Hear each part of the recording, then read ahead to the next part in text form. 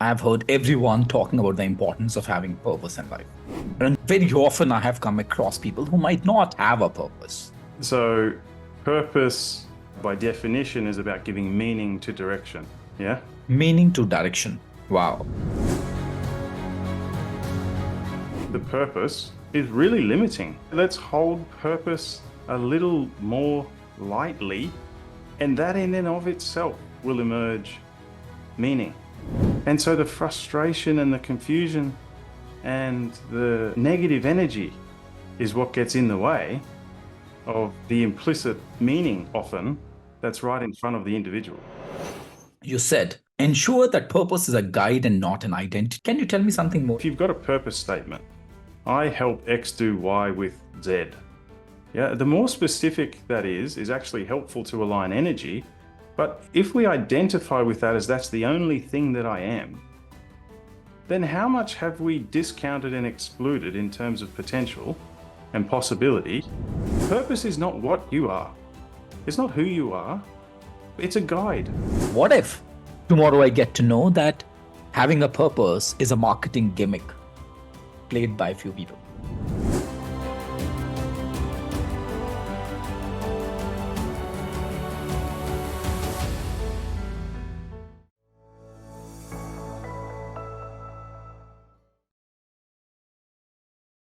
Hey, Ryan, thank you so much. Such a pleasure having you here on the podcast, The X Monks Drive. Likewise, thank you for having me. Ryan, this episode is really important for us. Why? For several reasons. One, of course, because you are here with us. So what else could be more important than that? Second, we are going to dwell deeper into the aspects of purpose, goal setting, and why? Because this is that phase of the year where people genuinely invest a lot of time to set their priorities in place, to set their goals in place. And when I thought of you, I thought you work with C-suite executives. You work with C-suite -1. And that's our target audience. And that's where I think you are the best person to help us get more clarity on purpose, on goal setting, on what basis should we be setting the goals, and what might come in between us and our desires, our goals. What's your take? How do you define purpose, and why is that important for us to have one? Good. So there's a presumption in there in terms of its importance in your question. But so purpose, by definition, is about giving meaning to direction. Yeah? Meaning to direction. Wow. Okay. Yeah. And as opposed to meaningless direction. Yeah. And so whether it's C-suite -1, executives, managers, juniors that have joined a team, quite often they'll join a role. Yeah, they'll be promoted into a role or they'll be accepted into a role, and the role definition will be predefined for them. Yeah, and so essentially they're adopting somebody else's meaning for the direction they're standing in. Yeah. So the purpose for them in that state is unclear. Yeah, or it's assumed. Yeah. So purpose in that sense is really about guiding the individual towards what's meaningful for them in the context and the role that they're occupying. Yeah. So that's one bit, right? So that's the individual purpose for a leader in each of their contexts. So a leader at work, a leader at home. Yeah. And so purpose is about giving meaning, giving them, the individual, meaning about the direction that they are leading themselves and others. And another question which is coming to me, Ryan, is, every time when I have spoken to a business leader, a thought leader, an entrepreneur, a coach, I've heard everyone talking about the importance of having purpose in life.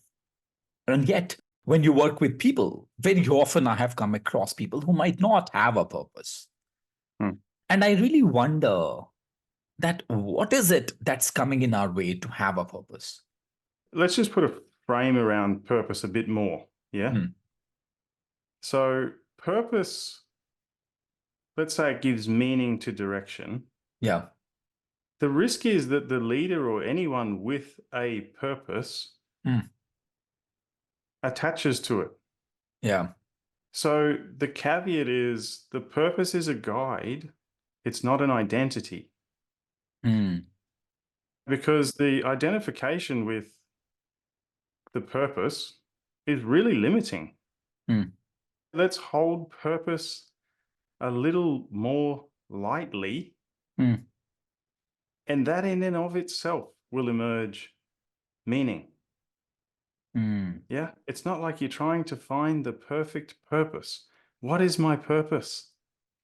I Mm. don't have a purpose. And so the frustration and the confusion and the negative energy is what gets in the way Mm. of the implicit meaning often that's right in front of the individual. Mm. So beautiful. Let me just revisit everything that you said. You said, ensure that purpose is a guide and not an identity, because the moment I start to identify myself with that purpose, I would experience a sense of loss in case I'm not being able to get one. And I don't Mm. need to experience a sense of disdain or dissatisfaction or distress if I don't have a purpose. Can you tell me something more about when you're saying that it should not be the identity and it should be the guide? What a profound statement this is. So let's say purpose, and I even prefer to use the term intention, yeah, as a guide, as an energetic alignment Mm. mechanism, right? Mm. The leaders, more so than juniors, tend to identify with stuff. Mm. My role as a CEO or a general manager, I am this role, therefore that means that I'm important, or I'm valuable, or I've earned my place, or I have authority, status, respect. Yeah. And so the identification is the meaning that is held, ownership, meaning held by the individual, right? Mm. Now that has boundaries in it. The definition and the meaning has boundaries infused in it, Mm. which limits the scope and the potential of, let's say, the role and whatever the descriptor is that's being identified with. Mm. So purpose in the same sense, yeah. If you've got a purpose statement, I help X do Y with Z, yeah. Yeah, the more specific that is actually helpful to align energy. But if we identify with that as that's the only thing that I am, then how much have we discounted and excluded in terms of potential and Mm. possibility, yeah, and options that could arise for an individual to bring that purpose to life? Mm. So the Mm. identification is, it's not what you are. Purpose is not what you are. It's not who you are. It's a guide, Mm. just like your Yeah. role is a guide.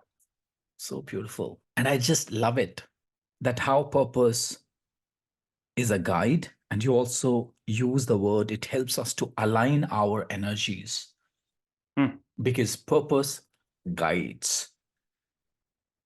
It should not limit you, it should rather empower you. Sure. Yes.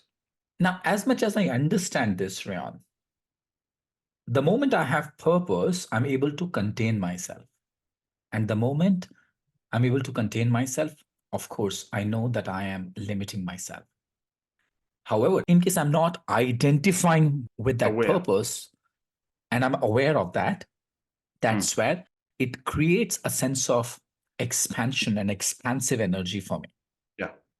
With that comes a sense of anxiety and fear, a sense of um, unknown that comes to me from a space of what's there, because I've not yet experienced that.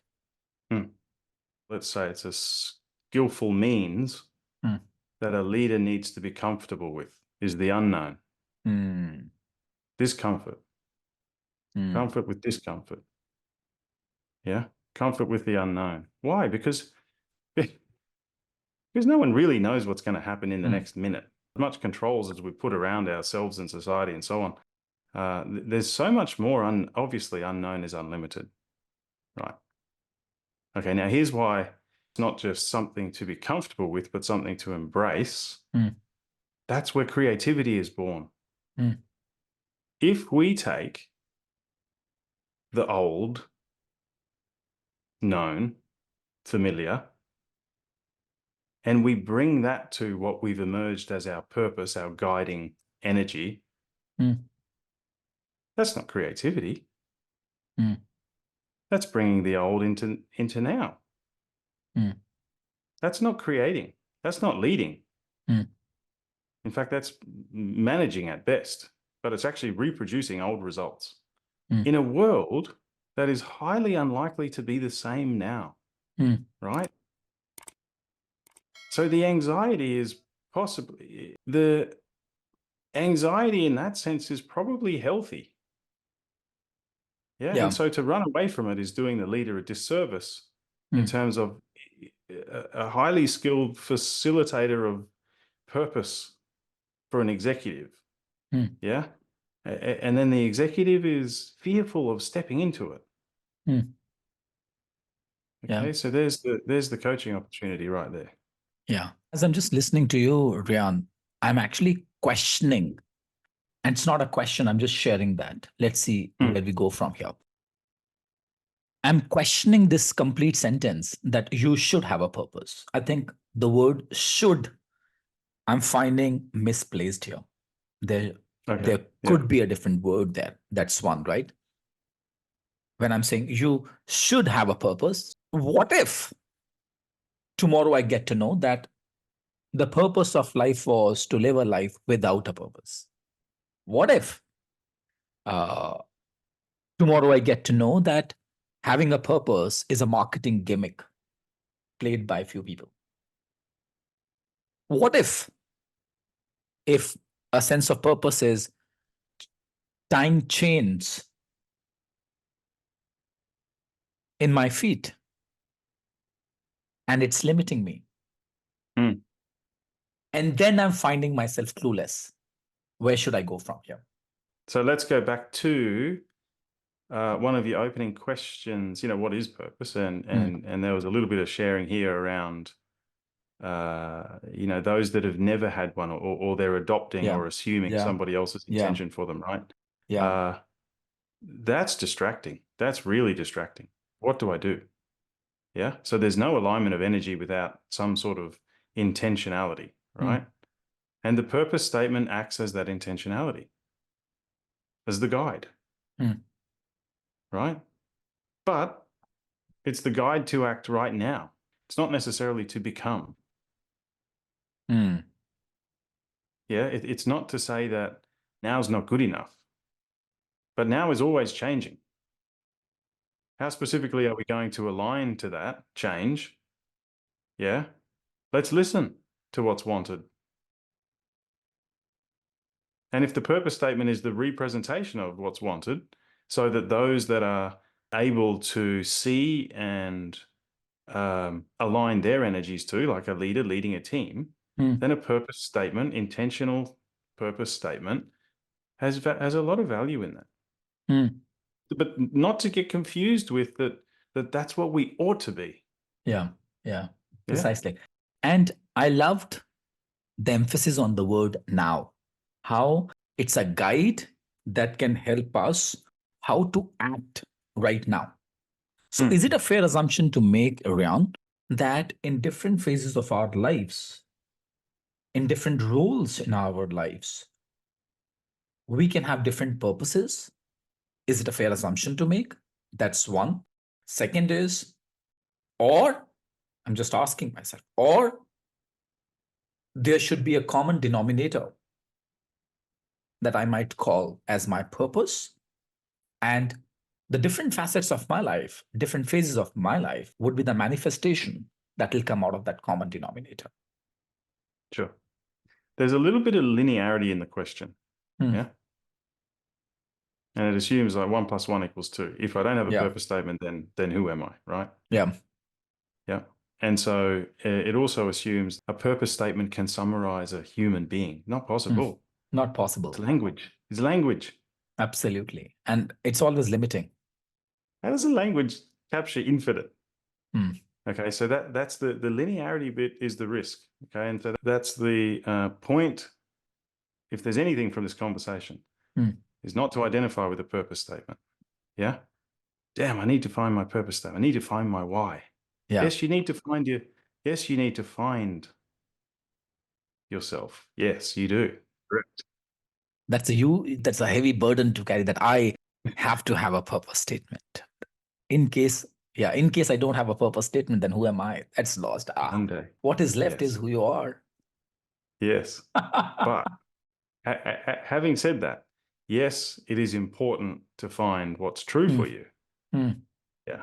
Okay. So there's a switch in language. There's also a real switch in energy when you hear that, and your whole body language just changed, either intentionally or resonantly, when there is, of course, a natural process to find what's true for you. Not to find my purpose necessarily, but to find and realize what you actually are. What everyone actually is. Essence, the essence, call it something. That is always here now, beating the heart.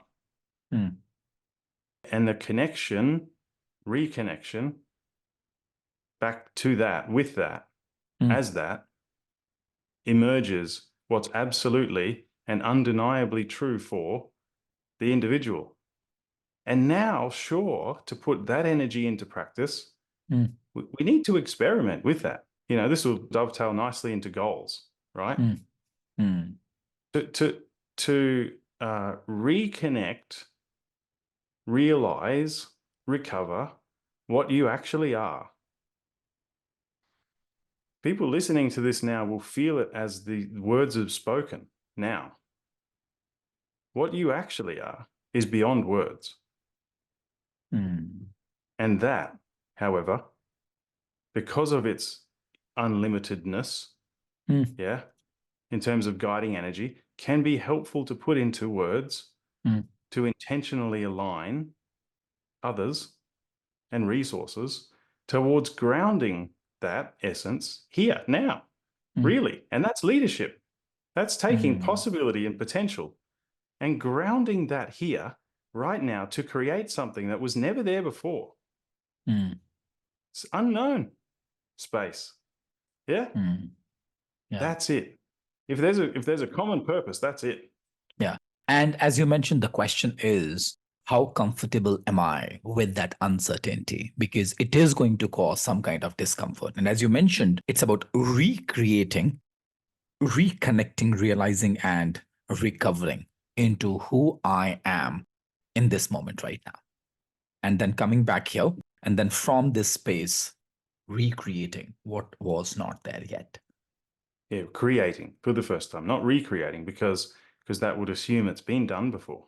Well, that's not leadership again. Wow. Leadership is emerging that. And it can only be emerged from nothing, right?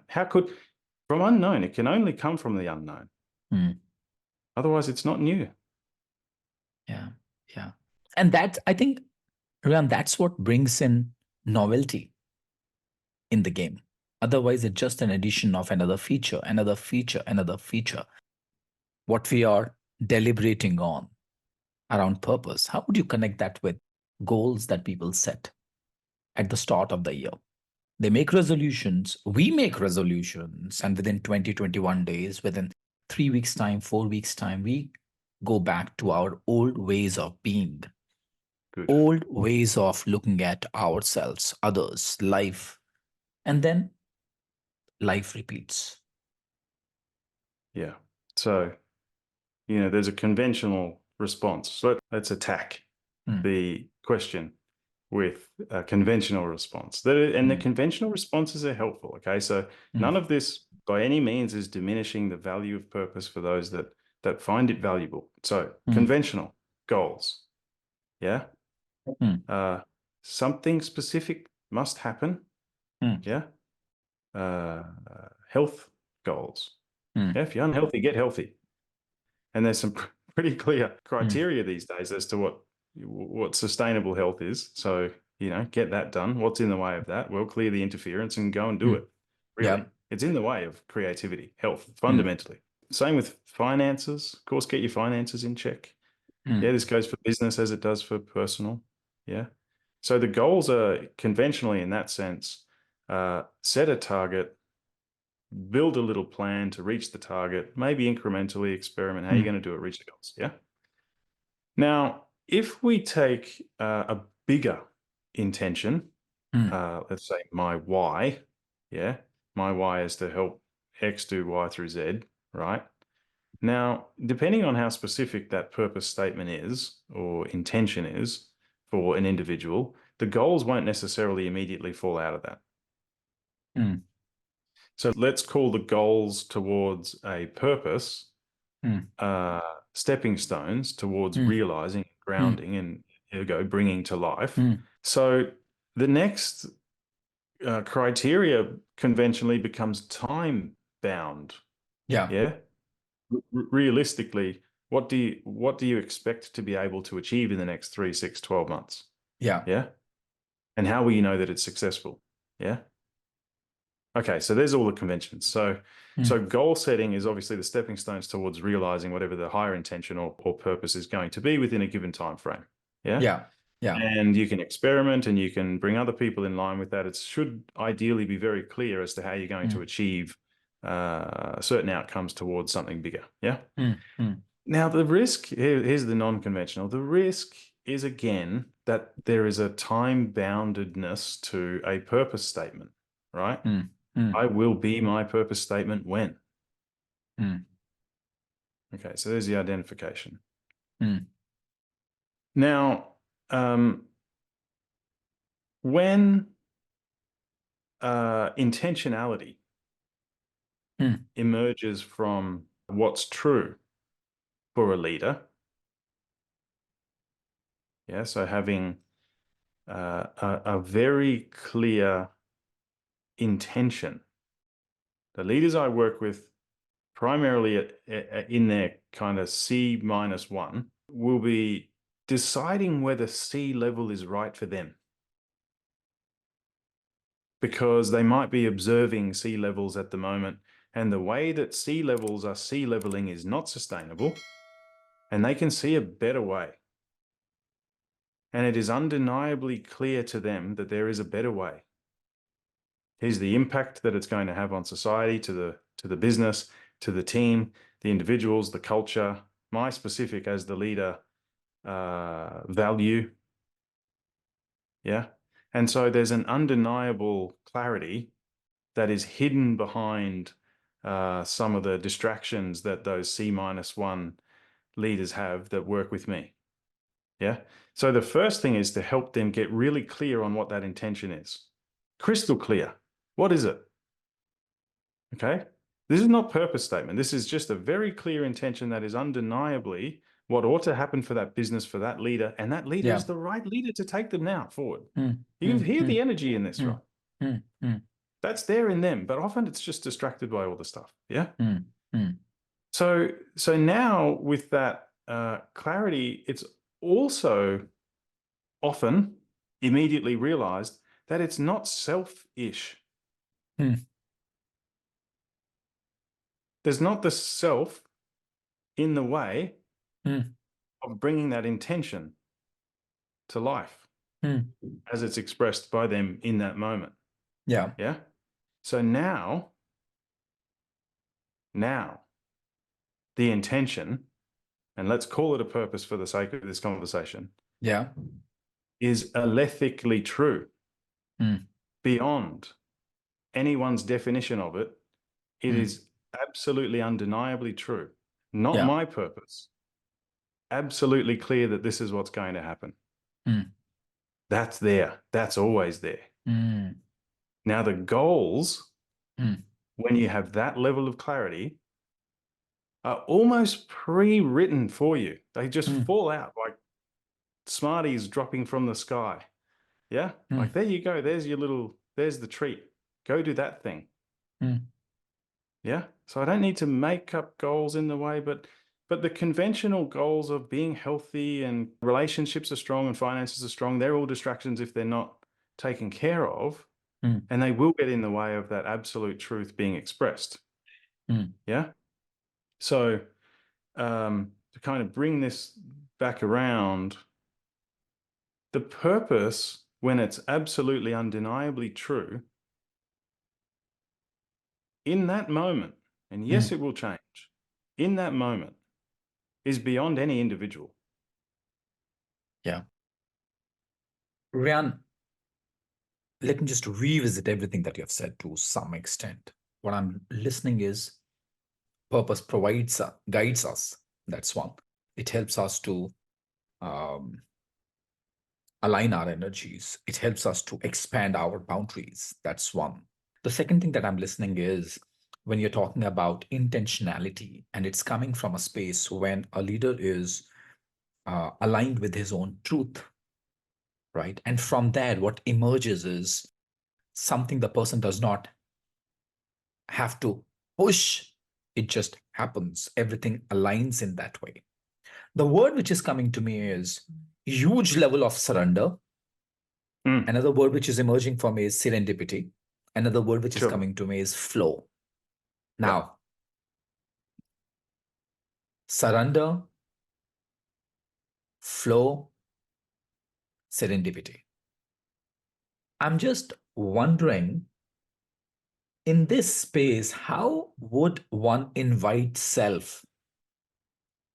And how would that person deal with the insecurities, the fears, the inadequacies, and the identification that he or she has been dealing with in their life, with the family affluence that they are coming from, identification with the accomplishments that they have, identifications with the status, identifications with who they know, identifications with what they have.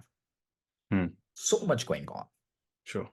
How can one deal with that and yet invite surrender, serendipity, and flow in their life? Yes, good. Let's pick up on flow first, because what's the opposite of it? Boundaries, limits, Yeah. force, exhaustion. Yes. Effort, force. Yeah. And that's exhausting. Yeah. And that leads to burnout, actually. All the other things then. Yeah. The attachments too. And there's a word, heteronymous versus autonomous. Yeah. Yeah. The pressures from society, my family, who I take myself to be. Yeah. Who would I be if I wasn't that? Yeah. They are the very limits to flow and clarity and freedom. How does one do it? With intentionality, for sure. Yeah. Yeah. Do you sense there's more potential for you? Yes. How strong is that versus the grip hold of your current reality? Yeah. So there must be at some point almost an exhaustion of now, the current way. What got me here will not get me there. And there has to be an acceptance of that to the point that I'm going to engage a guide or facilitator or coach. Yeah. And it gets to the point where the body, the mind-body system is of dis-ease. Dis-ease. Disease. Yeah. Not flow. Dis-ease. Right. And they feel it in terms of disturbances in the body. Yeah. Anxiety, what you mentioned before. Fear, frustration, judgment, blame, resentment, all of the things are the body's reaction to what got me here isn't going to get me there now. They're indicators of the leaders that something ought to shift. Now, here's what sometimes happens is they go, well, it's just the environment. I'll change the environment. I'll change my job. Yeah. And guess what? They brought all of their life stories with them to the new job. Yeah. So in a matter of time, Yeah. the same disease emerges. It never dissolved. Yeah. Just went dormant for a little bit. So Yeah. through inquiry, direct Mm. inquiry, who do I take myself to be? Mm. What are the stories, the identities, the fears, the values, the patterns, the habits? And I'll come back to habits. What are the energies in the body that I am Mm. identifying with? And they Mm. must be cleared. They must be cleared on behalf of the intention Mm. to realize, reconnect, recover potential that was always there. It's just missed through Mm. the distractions of identifying with those other things, the energies, Yeah. the job, the role, the dad, the best, Mm. and it is a very normal human developmental process to shift Mm. through that. Yeah. Yeah. Yeah. One of the statements that's coming to me is I heard it long time back. It says, anything that you identify with dominates you. Sure. And as I was just listening to you, another quote from Ramadas came to me. He says, once you know the truth liberates you. For sure. And I just love it when you said, who do I take myself to be? I said, that's a profound question. I don't have an answer for that. Or I'm so fearful to answer to this question. Thank you for bringing this, Ryan. So it is a surrender to bring that back in Yeah. to the conversation. For the listeners, it's a very big word. So there's obviously that brings in faith and all of the other things that come along with surrender. There's absolutely no idea. This is the unknown. Get comfortable Yeah. with that, leader. Huh? Yeah. What are you Yeah. surrendering to? The unknown. There it is again. Yeah. And so it is a letting go of the old to bring forth the new. And that becomes a really obvious, repetitive way of being. Yeah. As I'm just listening to you, Ryan, I'm just wondering the world where we live in, we celebrate success, we celebrate accomplishments. And I'm just asking this question myself. How's it to live in a context where we celebrate everything that we are talking about identification? And I know that's not serving me. And I'm living in a context that celebrates that. It's a dichotomy, right? How do you deal with that? How do you deal with that tension? Or how do you assist the people that you work with deal with that? And yet, so that they can free themselves of the attachments that they have created for themselves and yet be on the path of growth, be on the path of evolution. So to infuse essence or truth in to the current reality takes quite a skillful means to be able to do that so that it becomes the new way, let's call it. Yeah. The grounded new way, because the habits of the individual reinforced by those around them will keep the old identity alive. Yeah. So it takes courage. Let's use that word. One must have courage and bravery to be able to shed the old.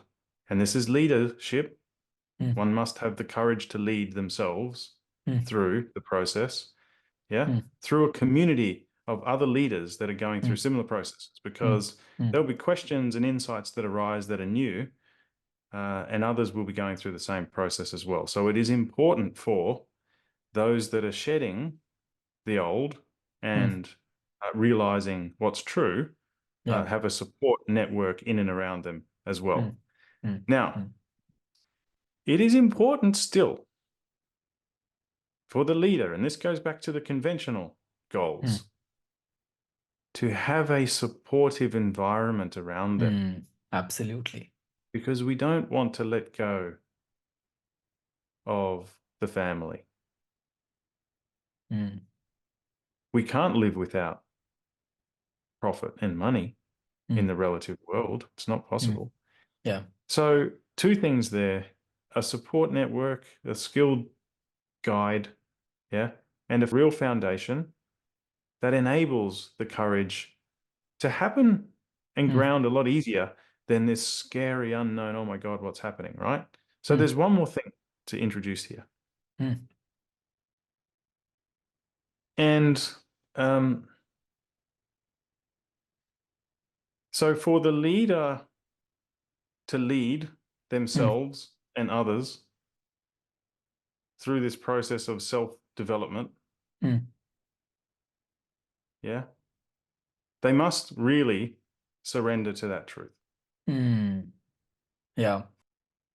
And be ready for the discomfort that it might bring to you. You know, I heard somewhere when you evolve, you might not be able to relate to your old friends and your relatives, and even they might not be able to relate to you. And when that happens, it brings in a sense of discomfort. Now, the question is, as much as we are, if we are willing to surrender to that unknown, if I'm willing to invite that serendipity and experience the flow of life, will I be comfortable with the discomfort that it's going to offer to me? I think that's a question that I'm, Yeah. Not initially, because it's very different. Yeah. And there's almost this sense of rejection. Yeah. It's almost this sense of I have to reject my old way. Old way of being and doing and knowing and relating to this world. Yeah, but here's the, let's call it the silver lining or the gift in all of that. And this is what you're surrendering to. Got it. Got it. Got it. It comes back around full circle. Yeah. To accept and integrate everything as it is. As it is. As it is. Yeah. And now the leader can hold anything. Yeah. Known and unknown. Yeah. Yeah. I think that's a beautiful integration of bringing in the known and the unknown and continue to be on this path and experience and enjoy this journey called life. Riam, thank you so much. I think that has created enough and more chemical reaction in my brain for sure. I'm sure it would have done the same thing for the audience as well. Riam, thank you so much for being on this show. Thanks, Gaurav. Thanks for having me. And yeah, I trust the listeners will resonate with whatever works and discard what doesn't. So thank you again. Thank you.